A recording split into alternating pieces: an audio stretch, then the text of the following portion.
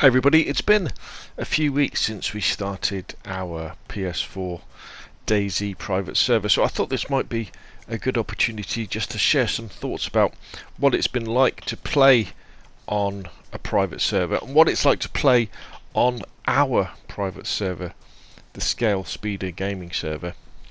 And if you want to join our private server, you'd have to be over 18, and you have to become either a member of my Patreon or a member of the YouTube channel, and the links are down below in the YouTube video description. And the first thing I'd like to say is that the private server is a more chilled DayZ experience compared to the public servers, especially with the people we've got playing on our server. You don't really need to worry about getting killed as a fresh spawn.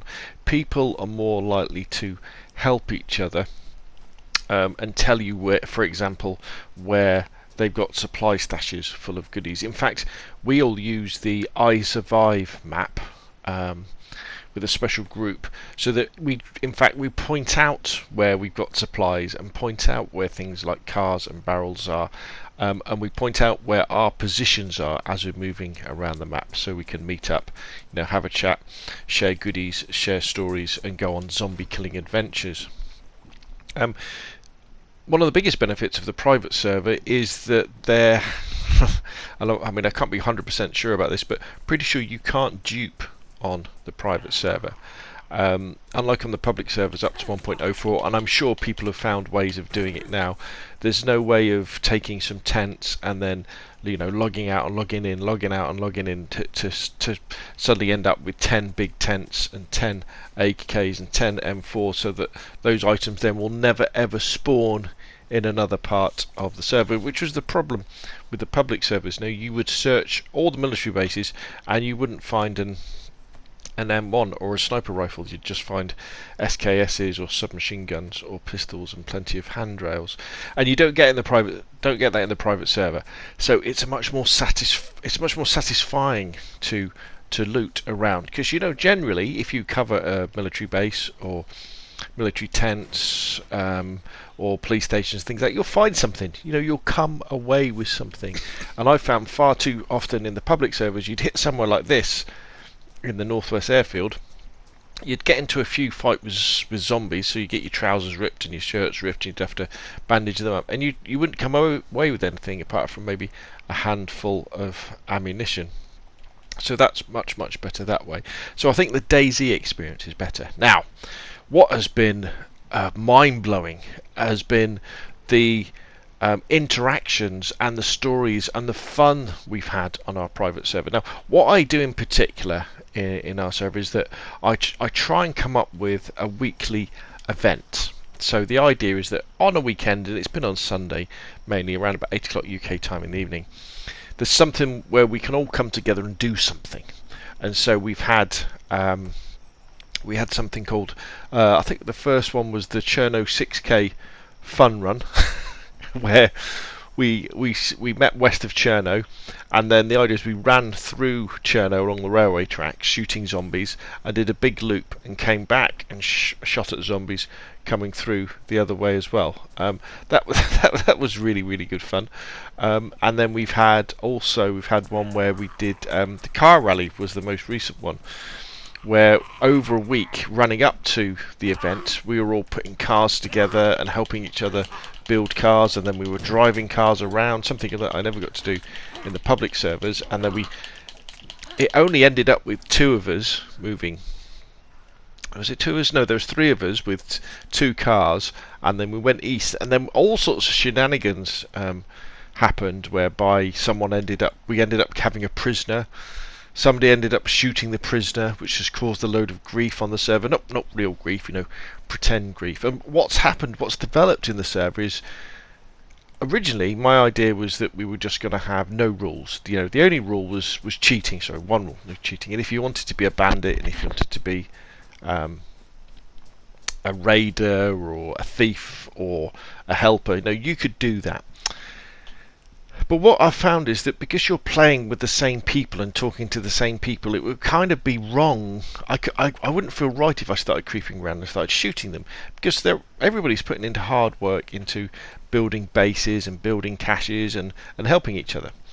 But people do want to have that edge. So, for example, we've had members come in who wanted to create a PvP area, and they had a chat with me, and so we've created on the west-hand side of the map a PvP area, and that's been claimed by this group called the DAYZ Militia.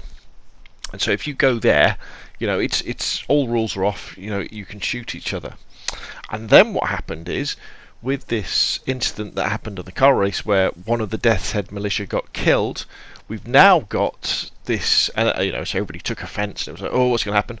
We've now got this this event, this community event, which is actually lasting the whole week up to like a culmination, whereby the whole map is PvP at the moment. All bets are off. You can do whatever you like apart from vandalism. No vandalising bases, no destroying vehicles, that sort of stuff. But if you see somebody, if you want to shoot them, shoot to kill. And that's going to culminate on Friday, Saturday, or Sunday, or Monday, depending on when people can all get in. We're going to have a battle on the northwest airfield, and it's going to have the objective is going to be to take the top of the air traffic control tower. So we're going to say, right, from 8 o'clock, for example, nobody can go to the air traffic control tower before then, but from 8 you can go there, and whoever's on the top at 9:30 in the evening, 21:30 hours UK time, they will win. That will then end the PvP event, and we will consider all disputes resolved at that point, so everybody will be happy. Whichever group who wins, say it's the DAYZ Militia or the True Survivors, they will then in name own the Northwest Airfield.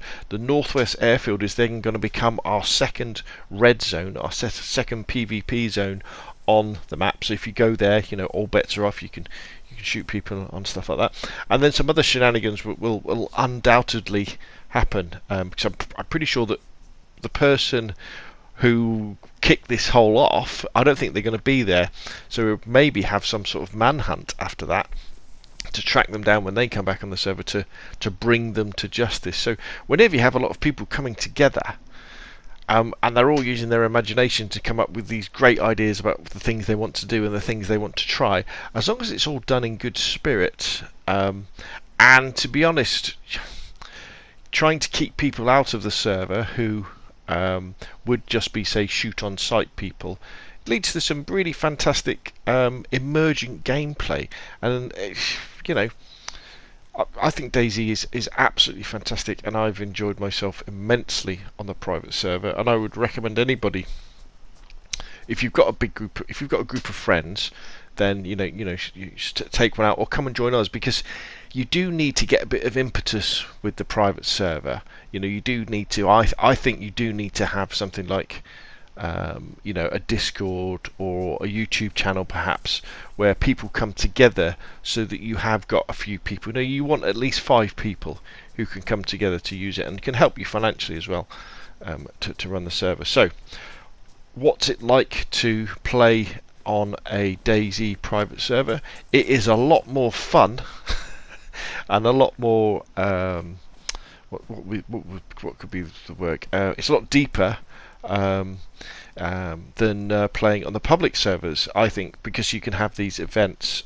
It's not as scary as playing on the public server, because I can look at the online list and I might be the only person on the server. If I see it's certain people or most of the people, I go, well, I know they're not going to shoot me on sight. They could do at the moment because we've got the PvP mode on, but normally they won't. So private servers, big thumbs up, great experience, fantastic DayZ, fantastic Nitrado, and I cannot wait to see what happens over the next few months. Thank you very much for your comments down below, and I'll see you again soon.